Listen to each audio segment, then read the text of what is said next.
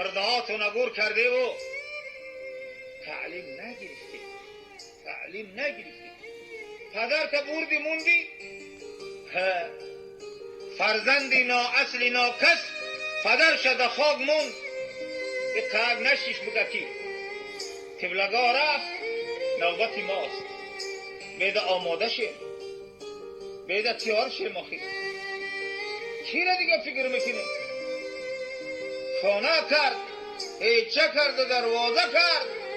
با این بفا نکرد تمام شد حیاتش خدای را برد به تگ خاکر نوبتی ماست